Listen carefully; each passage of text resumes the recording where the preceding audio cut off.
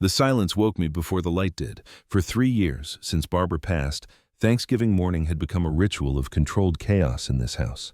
By 6 a.m., the kitchen would be alive with the sounds of my son David coaching his wife Jennifer through turkey preparation, while 4 grandchildren thundered down the hardwood hallways in their pajamas, their laughter echoing off the vaulted ceilings of our Hartford estate.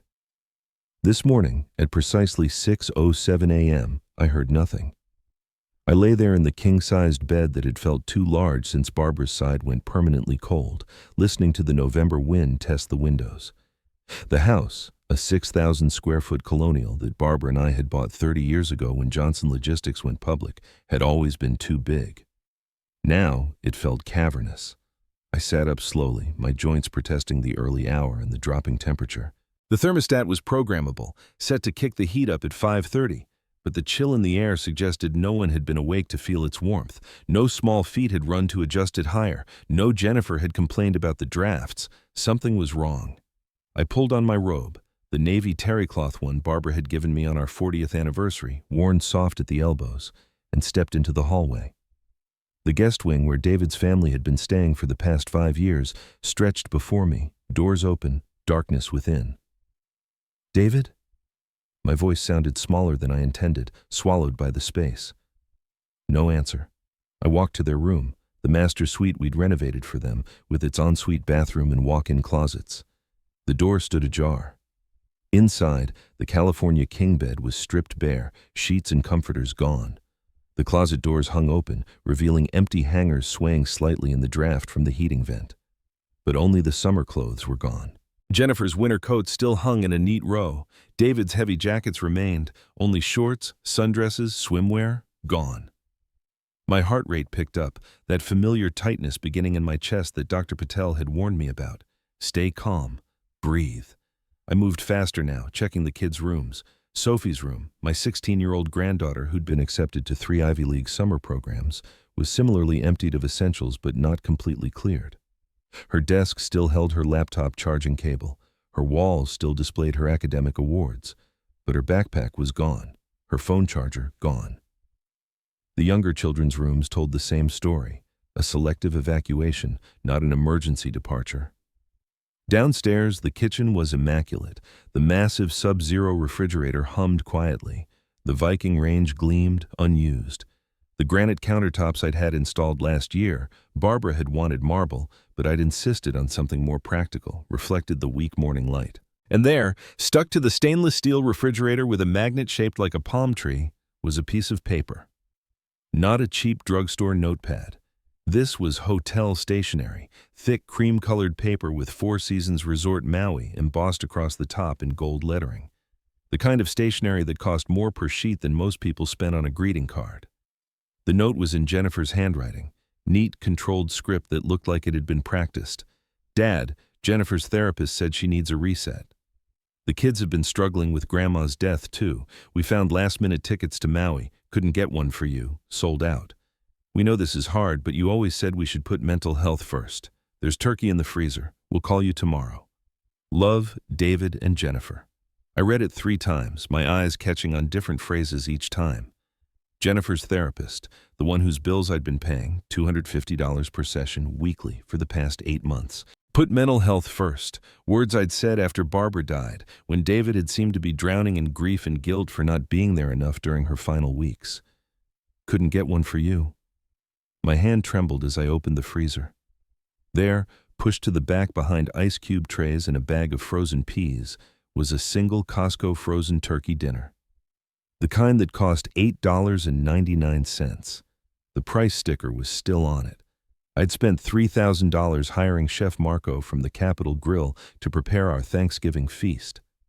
I'd ordered a 20-pound heritage turkey from a farm in Vermont.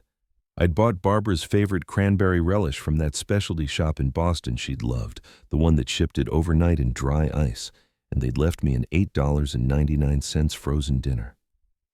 I walked to the dining room, where the table was still set for 9. The Bernardaud china Barbara had collected piece by piece over 30 years. The Waterford crystal glasses we'd received as wedding gifts. The sterling silver flatware that had belonged to her grandmother. All still in place, waiting for a meal that would never be served. On the table, Partially obscured beneath a placement, I found something else, an invoice from Sunshine Therapy Center dated 2 weeks ago. $250 for Jennifer's session. At the bottom, in my own handwriting from when I'd paid it online, account number 4478, W. Johnson Amex. I'd paid for the therapy that told her she needed to abandon me on Thanksgiving. The laugh that escaped my throat sounded foreign, bitter. I silenced it quickly. Getting emotional wouldn't help. I'd built a $200 million logistics company by staying rational under pressure, by analyzing situations coldly and making strategic decisions. I needed information.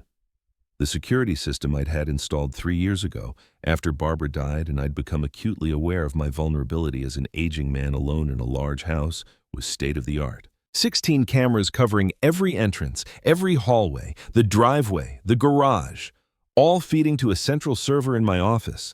I'd never actually reviewed the footage before. I'd installed it for safety, not surveillance.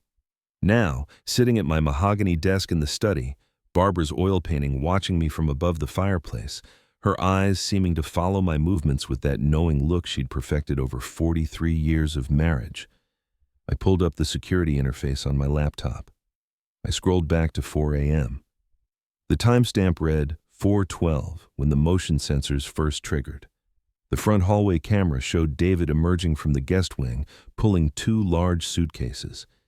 Even in the grainy night vision footage, I could see the tension in his shoulders, the way he kept glancing back toward the stairs.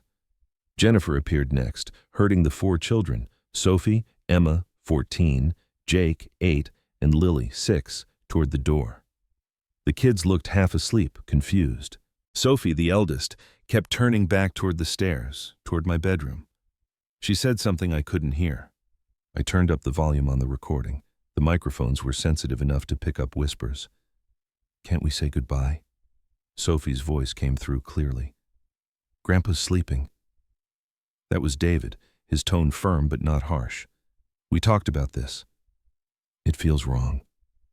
Sophie again, stubborn. She was so much like Barbara in that way, unwilling to let things go. "Sophie, please." Jennifer's voice now, strained. "We need to go. The Uber's waiting. If we wake him, we'll never get out of here, and I cannot do another holiday in this house. I can't." I leaned closer to the screen. Jennifer's face, even in the dim light, looked exhausted, not the carefully maintained composure she usually wore. Her hair was in a messy ponytail, no makeup. Her hands were shaking as she adjusted Lily's coat. David appeared in frame, struggling with a 3rd suitcase. "I feel terrible leaving him alone," he said quietly. "He'll be fine. He's always fine." Jennifer's response was immediate, practiced. "We need this, David. I need this. We're drowning." David stopped, set down the suitcase. For a moment I thought he might turn around, might wake me, might talk to me like an adult son talks to his father. Instead, he picked up the luggage and moved toward the door. 4:18 a.m. They were loading the car. The outdoor camera caught them clearly now. Sophie stood by the car door, arms crossed, looking back at the house. She looked sad, genuinely sad. Jake, my 8-year-old grandson who'd learned to read sitting on my lap, who called me Gramps and asked me about every ship and truck and plane he saw, stumbled down the steps, still mostly asleep. He was so small, so fragile-looking in his oversized jacket. How fragile, I didn't yet know. 4:22 a.m. They were almost done loading. Jennifer was speaking again, her voice carrying in the pre-dawn quiet. "I can't keep living in Barbara's shadow. Every corner of this house, it's her. The kitchen she designed, the garden she planted, the piano she played. I feel like I'm failing every single day, David, like I'm being compared to a ghost and losing." My throat tightened. I hadn't known Jennifer felt that way. I'd assumed she was comfortable here. We'd renovated their entire wing. I'd given them space, privacy. Or had I? Had I made them feel welcome? Or had I made them feel like guests in a museum dedicated to my dead wife? David responded, too quietly for the microphone to catch clearly. But I saw him pull Jennifer close, saw her lean into him. For a moment they looked like what they were, a tired couple in their early 40s, trying to hold their family together. "Just 1 week," David was saying now, audible again. "We'll come back and figure everything out. Maybe we can finally talk to him about everything." If we stay, I'll have a breakdown, Jennifer said. Dr. Morrison said the only way to reset is to completely remove myself from the triggering environment. The car arrived. A black SUV Uber. The driver didn't help with luggage, just popped the trunk and waited. 4:31 a.m. They pulled away. The taillights disappeared down our tree-lined street. I sat back in my leather chair, the one I'd sat in for 3 decades while building my company, while missing my son's childhood for board meetings and negotiations and acquisitions. The one Barbara had sat across from during our final argument, 3 months before her diagnosis, when she'd said, "William, you can't love someone and control them at the same time. You have to choose." I'd chosen control, built it into everything, the house, the company, the family structure, and now I was alone in a house full of ghosts and empty rooms. I closed the laptop. They hadn't abandoned me out of cruelty. They'd left out of desperation. Jennifer was drowning in Barbara's shadow, and I'd been too busy being the widower patriarch to notice. But there was still the question of the frozen dinner, the note on Four Seasons stationery, My phone buzzed. A notification from my bank's fraud alert system. Amex charge alert, $38,000, Four Seasons Resort Maui. My hand froze on the phone. $38,000. I stared at the notification until the screen went dark, then lit it again with a trembling finger. The numbers didn't change. Transaction, $38,000. Merchant, Four Seasons Resort Maui at Wailea card. Amex, black asterisk 4478. 8. Status, pending. That was my emergency card, the one I kept in the safe in my office behind Barbara's portrait. The combination was our wedding date, something I'd never written down, assuming it lived only in my memory. David knew that date. I navigated to my bank's website, logged in with fingers that felt too thick, too clumsy. The full statement loaded slowly, line by line, revealing the anatomy of their escape. November 15th, Riverside Private Academy, $12,000, tuition payment. November 18th, Dr. Morrison, Pediatric Oncology, $5,500. November 20th, Sunshine Therapy Center, $250. November 22nd, cash withdrawal, $15,000. November 23rd, Four Seasons Resort Maui, $38,000. I stopped at the second line. Read it again. Dr. Morrison, Pediatric Oncology, Jake. My hands were shaking now, the tremor I'd developed since Barbara died becoming more pronounced. I picked up the phone, called the number listed on the statement. 3 rings. Then, Connecticut Children's Medical Center, Pediatric Oncology. This is Diane. This is William Johnson. My voice sounded strange, distant. I'm calling about my grandson, Jake Johnson. I need to know about his treatment status.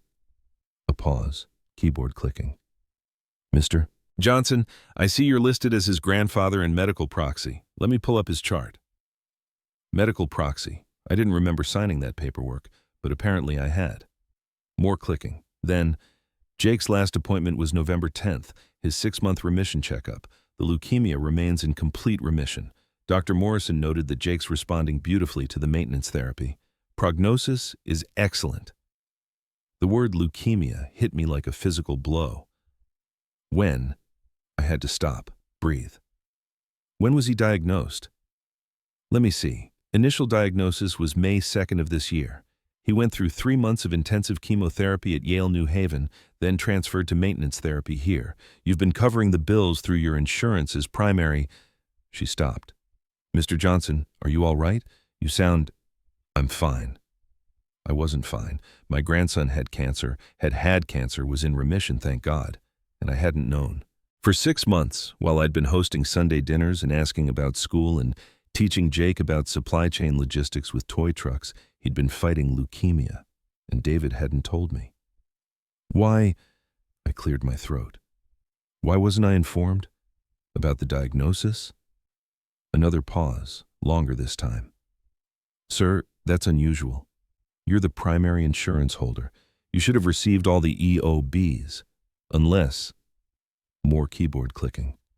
Oh, I see a note here. The family requested that all communications go through Mr. David Johnson's email only. There's a note that you'd recently lost your wife and they didn't want to burden you with additional stress. They'd protected me, hidden Jake's cancer to spare me pain. Or had they hidden it for another reason? I thanked Diane, ended the call. sat staring at the phone. Barbara had died of pancreatic cancer, 8 months from diagnosis to death. David had watched his mother waste away, had seen me throw money at every experimental treatment, every specialist, every desperate hope. We'd burned through $400,000 in uncovered medical expenses trying to buy her 6 more months. When Jake got sick, David would have been terrified, traumatized, and he would have known that I'd take over completely, just like I had with Barbara. So he'd hidden it, dealt with it himself, gone into debt to maintain control. I understood that impulse. I hated that I understood it. But $38,000 for a vacation while carrying medical debt? I pulled up the credit report I kept monitoring since Barbara died, paranoia about identity theft in my old age. David's name appeared on several accounts as an authorized user on mine. I'd given him access years ago when he'd temporarily needed help with cash flow. The report painted a clearer picture. Chase Visa, David Johnson primary, $42,000/$45,000 limit. Bank of America. MC, $28,000/$30,000 limit. Discover, $15,000/$15,000 limit. All maxed out, or nearly so. But then there were the other transactions, the ones that didn't fit the narrative of a struggling father. Tiffany and Company, $12,000, 2 months ago. Neiman Marcus, $8,000, last month. Tesla payment, $1,200 per month, Jennifer's car. They were drowning, yes, but they were also shopping at Tiffany. Something wasn't adding up. I stood up, my knees protesting, and walked to David's office upstairs. He'd converted one of the bedrooms into a workspace, ostensibly to work from home for Johnson Logistics, where I'd made him VP of operations 3 years ago. The door was unlocked. Inside, the room was chaos. Papers everywhere, file folders stacked haphazardly, post-it notes covering the desk like yellow leaves. I started with the file cabinet. Medical bills, just as I'd expected. Yale New Haven Hospital, $127,000 after insurance. Connecticut Children's, $58,000 after insurance. Pharmacy, specialty medications, $23,000. Total medical debt, over $200,000, but underneath those, in a folder labeled simply Miss Shi, I found something else. An email chain, printed out, between David and someone named Michael Chen, Premier Estate Buyers.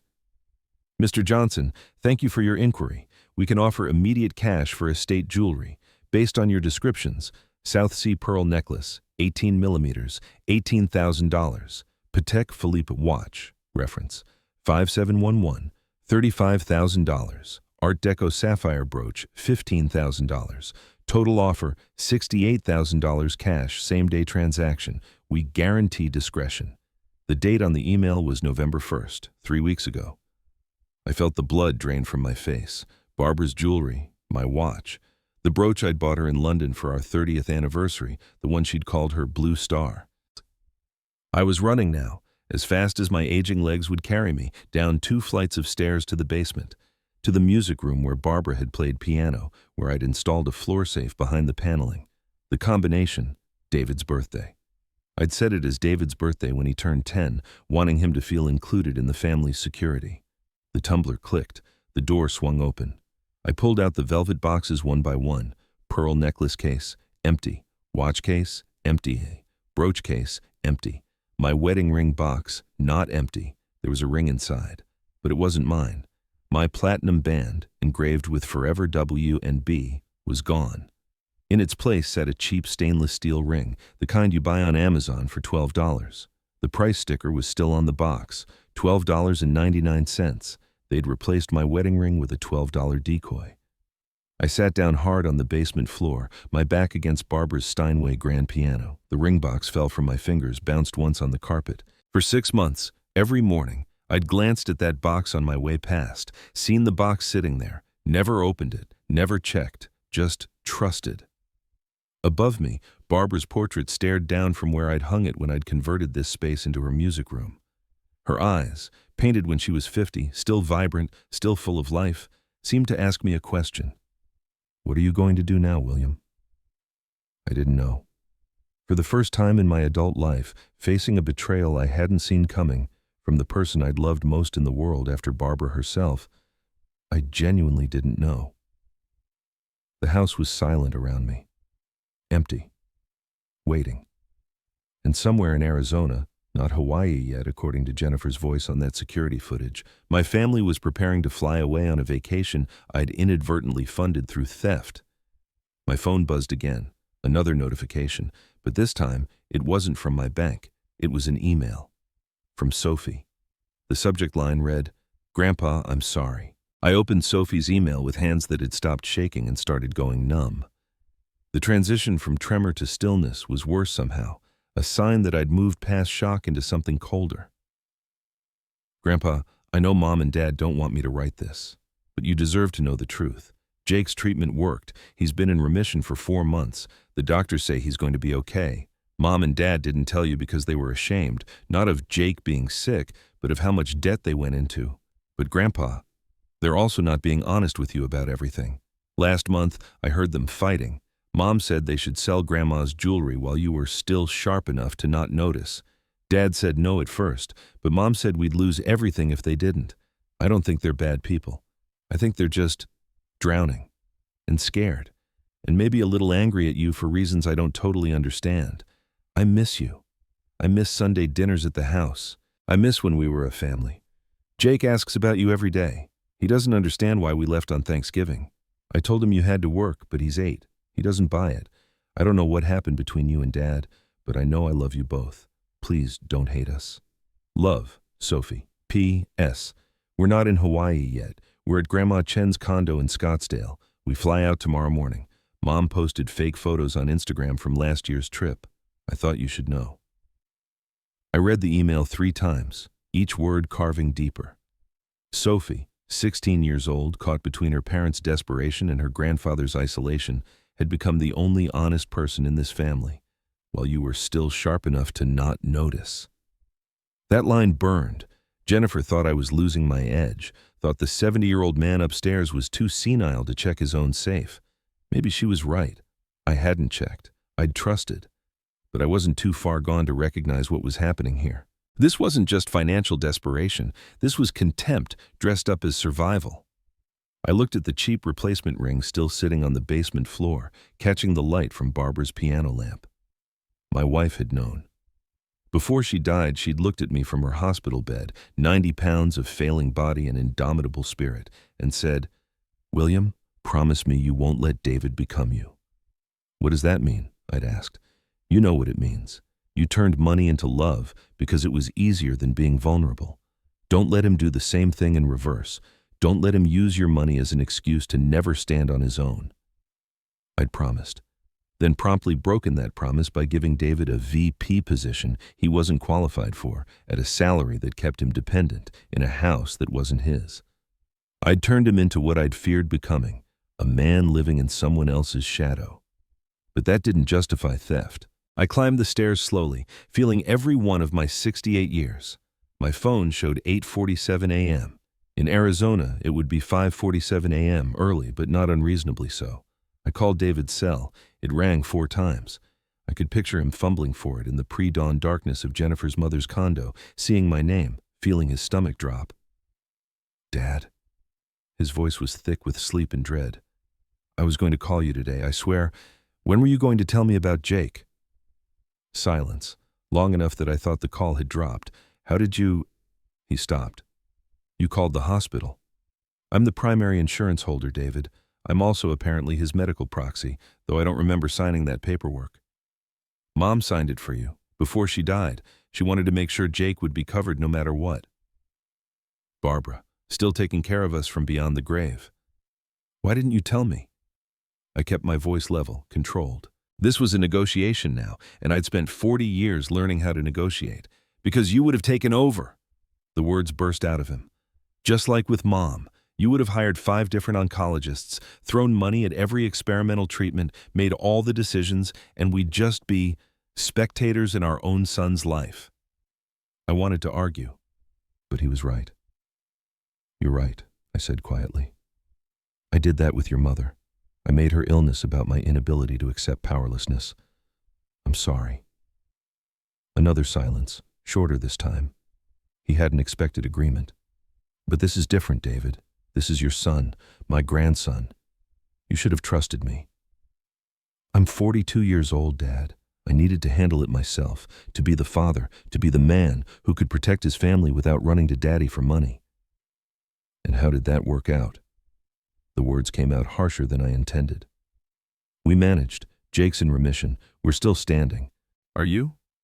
I walked to my office window, looked out at the November morning. You're $271,000 in debt. You maxed out 3 credit cards. And David, where's your mother's necklace? The silence this time was different. Guilty.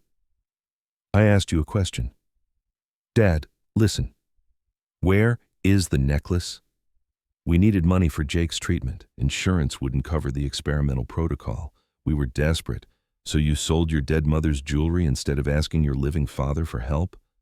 Every dollar you give has strings attached, his voice cracked. Every gift comes with a lecture. Every loan comes with a reminder of how much you've sacrificed. I couldn't take one more conversation about how you built everything from nothing and I'm wasting opportunities. That hit harder than I expected, because it was true. I had done that. Every dinner, every conversation, every attempt at connection had somehow turned into a business lesson or a reminder of the empire I'd built. I never meant, I know you didn't, but you did it anyway. I heard movement in the background, Jennifer's voice muffled. David, don't... Hold on, David said to her, then to me. Dad, I know this looks bad, but we were going to pay you back. I've got a plan. With what money? Your salary? I'm due for a review. I've been VP for 3 years. You make $85,000 a year, David. The market rate for your position is $180,000. Do you know why there's such a gap? Silence. Because I kept you at junior salary while you proved yourself. Because I was terrified that if you didn't need me financially, you wouldn't need me at all. So I created the very dependency I claimed to despise. I heard him breathing on the other end. Heard the weight of this admission settling. We're both guilty here, I continued. I turned you into a dependent. You chose theft over honesty. Now we need to decide what happens next. What do you mean? Where are you really, David? And don't lie to me. I know you're not in Hawaii. A beat. Then, how... Sophie? Does it matter? We're at Jennifer's mom's place in Scottsdale. We fly out to Maui tomorrow with $38,000 of my money. The resort required full payment up front. You were going to pay me back with money you don't have, from a salary I'm artificially suppressing while carrying debt you can't service. David, that's not a plan. That's a fantasy. Jennifer's voice came through clearly now. Sharp. What do you want, William? You want us to grovel, to admit we're failures? Fine. We're failures. Happy now? Jennifer, I'm not talking to you. Well, you're going to listen to me. I heard the phone being taken, fumbling sounds. Then Jennifer, fully on the line. You want to judge us? You? You were never there for David growing up. Barbara raised him alone while you built your empire. You missed his childhood for board meetings. That's not... And now, David's repeating the cycle, working 60-hour weeks at your company for poverty wages because you refuse to pay him what he's worth, because you need him to need you. The accusation hung in the air like smoke. Is that true? I asked quietly. David, is that how you see it? Dad, his voice again, having taken the phone back. She's not entirely wrong. I make $85,000. I have an MBA from Yale that you pushed me to get. I've been at the company for 8 years. When is it enough? I sat down heavily in my desk chair. Barbara's portrait watched me from the wall, her expression unreadable. You're right, both of you. I've been controlling you with money, but that doesn't justify stealing from me. We were going to replace it. My wedding ring, David? You were going to replace the ring your mother gave me, the one with our anniversary engraved inside? Jesus, Dad, I didn't know Jennifer took that. I told her just the jewelry, not... So Jennifer did this? We both did it, Jennifer shouted in the background. Stop trying to divide us. I closed my eyes. This was spiraling. I needed to regain control, to think strategically. Here's what's going to happen, I said, my voice dropping into the register I used in boardrooms. You're going to cancel that trip. You're going to come home. We're going to sit down, all of us, and figure this out properly. I'll help with Jake's bills. We'll restructure your position and salary. But this hiding, this lying, It ends now. Or what? Jennifer's voice, distant but clear. You'll cut us off? We're already cut off, William. Or I report the jewelry theft to police. Elder abuse is a felony in Connecticut. The DA takes it very seriously. Dead silence. You wouldn't. David's voice was barely a whisper. Try me. You have 24 hours to decide. Cancel the trip and come home, or I call Robert Patterson and we go legal. I hung up before he could respond. My hands were shaking again. I'd just threatened my own son with criminal prosecution. The son who was trying to save his 8-year-old from cancer. The son who was drowning in debt and desperation. But he'd also stolen from me. Had replaced my wedding ring with a $12 fake. Had sold Barbara's jewelry, her mother's jewelry, to a cash-for-gold operation for a fraction of its value. Where was the line between compassion and enabling? I didn't know anymore. My phone buzzed, a text from David. Dad, please, give us 48 hours, let us think. I typed back, 24 hours, not negotiable. Then I called Robert Patterson. Robert had been my attorney for 30 years, handled the company, IPO, Barbara's estate, every major contract I'd ever signed. He was 73, semi-retired, and one of the few people who'd tell me the truth even when I didn't want to hear it. William, happy Thanksgiving. His voice was warm but wary. He knew I didn't make social calls. I need legal advice. Of course you do. What happened? I told him everything. The abandoned Thanksgiving, the jewelry, the debt, Jake's cancer, all of it spilled out in a 10-minute monologue that left me breathless. Robert was quiet for a long moment after I finished. William, he finally said, what you're describing is textbook financial elder abuse. You have every legal right to prosecute. The DA would take this case in a heartbeat. I don't want them in jail, Robert. Then what do you want? I looked at Barbara's portrait. What would she want? I want them to learn, to grow up, to become independent, but I don't want to destroy them in the process. Those might be mutually exclusive goals. Then help me find the middle ground, Robert sighed. What about this? You could forgive the debt under strict conditions, set up a structured repayment plan, require family therapy, restructure David's employment relationship so it's arm's length, not paternal. They need to move out of the house. Agreed. Give them 60 days to find a place. Offer to help with first month's rent as a final gift, then cut the financial cord completely. It was reasonable, measured, the kind of solution Barbara would have approved of. But something in me resisted. After everything, the lies, the theft, the contempt, did they deserve measured? What would Barbara do? I asked. Robert didn't hesitate. Barbara would have never let it get this far. She would have had a come-to-Jesus meeting the first time David overspent, but she also wouldn't abandon her grandchildren to prove a point. I mean, the grandchildren. That's what this was really about. Robert, I want to do something surgical. I don't want to destroy them, but I need them to understand the severity. Can we do that? Define surgical. An idea was forming, cold and calculated but not cruel. I want to sell the house, put the proceeds in a trust for the grandkids, education, medical expenses, emergencies. David and Jennifer get nothing directly, but the children are protected. And you? Where will you live? I'll downsize, get a condo in the city. The house has been a mausoleum since Barbara died anyway. What about David's job? I thought about this carefully. I'm going to offer him a choice. Real accountability or real support, not both. He can stay at the company with a market rate salary but report to the board, not me. Or he can take a severance package and start fresh somewhere else. His call. That's actually reasonable, William. More reasonable than I expected. I'm not a monster, Robert. I'm just done being taken for a fool. When do you want to start this process? Immediately. I want the house listed by Monday. I want the trust documents ready. I want David to come home to a new reality. This is going to blow up your relationship with him. You know that. Robert, the relationship is already gone. I'm trying to build a new one, on honest ground. All right, I'll draft the papers. But William, think about this over the weekend. Really think, because once you do this, there's no going back.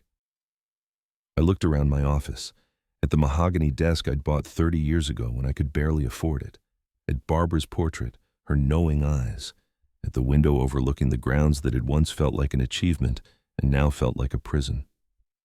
I've already thought about it, I said. Draw up the papers. After I hung up, I sat in silence for a long time. Somewhere in Arizona, David and Jennifer were probably fighting. Sophie was probably trying to keep the peace. Jake was probably asking innocent questions no one wanted to answer. And tomorrow they'd fly to Hawaii on my stolen money, expecting to return to a home that would no longer be theirs. My phone buzzed. Another email from Sophie. "Grandpa, Dad's freaking out. He won't tell me what you said, but Mom's crying. Jake's asking why everyone's upset. What's happening? Please don't do anything you can't undo. I love you." I stared at that last line for a long time. Then I forwarded the entire email chain to Robert with a note. "Make sure the trust is ironclad. Whatever happens between David and me, the kids stay protected." The sun was fully up now, streaming through the windows of my empty house. In the kitchen, the turkey I'd ordered from Vermont sat in the refrigerator, never to be cooked. The china on the dining room table would be packed away, never to be used. But somewhere in the future, in a smaller, simpler space, maybe I'd host a different kind of Thanksgiving. One built on honesty instead of obligation, on choice instead of control. If David gave me the chance, if I gave myself the chance. I pulled out my laptop and began drafting an email. Not to David, not yet, but to myself. A reminder, you're not doing this to punish him. You're doing this to free both of you. Remember that when the guilt comes. Remember that when he hates you. Remember what Barbara said. You can't love someone and control them at the same time. Choose love, even when it looks like letting go. I saved the note. Then I started making phone calls. The house had to be listed. David's salary had to be restructured. The trust had to be established. And in 5 days, when they returned from Hawaii, a reckoning would be waiting. Not cruel, not vindictive, just honest. For the first time in 42 years, 5 days of methodical dismantling. Robert worked with precision. By Monday, the house was listed with private investors. By Tuesday, the Johnson Grandchildren Trust held $500,000. By Wednesday, 2 employment offers sat ready for David. By Thursday, Dr. Patel delivered news I hadn't expected. 80% blockage in your left anterior descending artery. She pulled up the scan. You need triple bypass surgery within 6 months. Survival rate? 75 to 80% at your age. But William, without surgery, you're at high risk for massive cardiac event. I nodded, scheduled it for March, and went home to write a letter to David. Sealed it, left instructions for Robert. Open only if I don't survive. I wouldn't tell David about my heart. If we rebuilt, it would be on honest ground, not sympathy. Now, Friday evening, their flight landed 45 minutes ago. At 7:17 p.m., headlights swept the driveway. Car doors slammed. Children's voices, exhausted and querulous. David approached the door. His key didn't work. I'd installed biometric locks, my fingerprint only. "Dad?" His voice through the intercom, raw with exhaustion. "Please, the kids are tired. Jake's asking for you." I pressed the button. "Your belongings are in the garage. Take them." The garage door opened, revealing 20 neatly labeled boxes. On top, a manila envelope. Through the window, I watched him read my letter, watched his face cycle through shock, confusion, something like understanding. Sophie took the papers. "He's giving you a choice, Dad. He's letting you grow up." Jake tugged David's jacket. "Are we going to be homeless?" David knelt. "No, buddy, we're going to be fine. Can I still see Grandpa?" I opened the front door. Jake ran to me immediately, 8 years old and fearless, arms around my legs. "Grandpa, I missed you." I knelt down, pulled him close. "I missed you too, buddy. Are you feeling strong?" "Yep, doctor said I'm super strong." He flexed tiny biceps. "Want to feel?" I squeezed his arm. "Very impressive. You're a fighter." Over his head, I met David's eyes. My son looked hollowed out, sunburned, exhausted, broken. "Come inside," I said. "Let's talk." We gathered in the living room among packed boxes. The kids claimed the couch. David and Jennifer stood, uncertain. "I'll start," I said. "David, why didn't you tell me about Jake?" The room held its breath. "Because when Mom got sick, you took over everything." His voice was hoarse. "You made all the decisions. When Jake was diagnosed, I swore I'd be different. I'd be the father who could handle it. Asking you meant admitting I'd failed. You didn't fail. You kept him alive." while drowning in debt, while stealing from you. His voice cracked. While becoming exactly what you raised me not to be. No, while becoming exactly what I raised you to be. Afraid to ask for help, equating self-sufficiency with worth, using control instead of connection. David stared. What? You learned it from me, all of it. I threw money at problems instead of being present. I kept you at poverty wages because I was terrified that if you didn't need me financially, you wouldn't need me at all. Jennifer's voice shook. So you admit you kept him dependent? Yes, and you responded by stealing instead of confronting. We're all guilty. We wanted to hurt you a little, Jennifer whispered, make you feel what it's like to lose something irreplaceable. Why? Because you have everything. She broke completely. Money, respect, power, 43 years with Barbara. We're drowning with a sick child living in your shadow, and you expect gratitude. You've given us a golden cage, David exploded. Stop! Sophie stood up, crying. You're all idiots. Grandpa, you used money to control Dad because you don't know how to love without strings. Dad, you stole instead of being honest because you're too proud. Mom, you resent Grandma because you think she was perfect. She wasn't. She was just first. The 16-year-old stood there, tears streaming, delivering truth none of us could admit. Jake almost died. And instead of pulling together, you're tearing apart. Silence. Jake started crying softly. Emma held him. I looked at David, saw not the thief, but the terrified father who'd watched his son fight for life. David, I'm sorry I wasn't the father you needed. His face crumpled. I'm sorry I wasn't the son you deserved. We've both been idiots. I held out my hand. He crossed the room. I pulled him into a hug. Option 2, he whispered. All of it. Therapy, repayment, everything. You move out, find your own place, stand on your own feet. I know. And I step back. You report to Michael Richardson, not me. Deal, Jennifer approached. William, I'm sorry about the ring. All of it. I'm sorry I made you compete with a ghost. Jake tugged my sleeve. Is everybody going to be okay? I looked around. Boxes. Fractured family. Possibility. I think so, buddy, but it takes work. I'm good at work. I beat cancer. Then we can do this. 3 weeks later, Robert Patterson called me to his office. I found something about the jewelry. Premier Estate Buyers, the company David used. It doesn't exist as a legitimate business. It's a shell company. He paused. Registered 3 years ago by Barbara. The world stopped. What? Robert slid documents across his desk. Barbara created it 6 months before she died. The business model, lowball offers on estate jewelry, hold items in secure storage, return them when, I quote, when the beneficiary demonstrates financial stability and emotional maturity.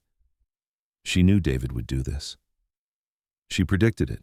The storage unit is in her name. Combination is David's birthday. I sat stunned. Barbara had engineered a safety net from beyond the grave, caught the jewelry, held it safe, waited. Where? Hartford Self-Storage, Unit 412. 20 minutes later, I entered the combination, 06-15-1982. The lock clicked. Inside sat 3 velvet boxes, 1 watch case, all of Barbara's jewelry, my Patek Philippe, my wedding ring, and a sealed envelope. William, if you're reading this, David did what I feared. Don't be too angry. He's scared and proud. A combination he inherited from you. The jewelry is safe. Give it back when he's ready, not when you think he's ready. He needs to earn it from himself, not you. I'm sorry I can't mediate. You two are so alike. You both use control as armor against vulnerability. You both measure love in dollars instead of moments. Love him through this, even when it hurts. And William, forgive yourself. You weren't perfect, but you were present in your way. David knows that. He just needs time to admit it. All my love, Barbara P.S. Your wedding ring is in the small box. I know you took it off because it hurts to wear. But you should have it back when you're ready to remember the love, not just the loss.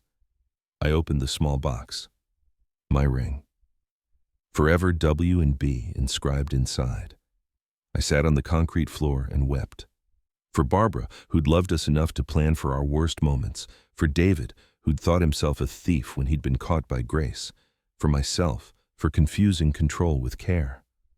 I called David. "Come to my condo, I have something to show you." He arrived worried. "Is it your heart? Dad, you look—" "Sit down." I handed him the storage key and Barbara's letter. He read, tears streaming. "She knew? She knew I'd mess up? She knew you'd struggle. She knew you'd survive. I sold Mom's jewelry. You didn't sell it. She caught it." Long silence. "I'm giving these back," I said. "Not now, when you've paid off your debt, not to me, but to yourself. When you can see your mother's love, not your shame. Might take years. I've got time. Actually, I need to tell you something. I have a heart condition. Triple bypass in March." His face went white. Why didn't you tell me?" "I needed to know we could rebuild on solid ground, not pity." "Dad." He stopped, breathed. "When?" "March 15th. I'll be there when you wake up." "I'm counting on it." He looked at the letter again. "She really did love us, didn't she? Even knowing we'd screw up." "Especially knowing that." 6 months later. August. Sunday dinner at my condo. A new ritual. No chef, no china, no performance. Just family, messy and real. David's lasagna was decent. Sophie announced Yale pre-med acceptance. Jake showed me his anatomically questionable drawing of Grandpa's new heart. The girls argued about movie selection. Normal. Beautifully normal. On the balcony after dinner, David said quietly, "I made the last payment yesterday." "Therapy copays?" "No, to myself. $2,000 monthly into the kids' college fund. 9 years, like you said, accounting for what I took." I nodded. "Your mother would be proud." "She'd say we're idiots who took too long." "Probably." Comfortable silence. Hartford skyline lighting up at dusk. "Thank you for the second chance," David said. "Thank you for earning it." "Grandpa, Dad, movie time," Jake called. We looked at each other, grinned. "Coming, buddy." As we turned inside, I touched my wedding ring, back where it belonged after 6 years. The inscription caught light, "Forever W&B." Forever wasn't about time. It was about choice, choosing honesty over comfort, connection over control, showing up for people you love, not with your wallet, but with your whole imperfect human heart, even when it's broken, especially when it's broken, because that's when it finally has room to grow.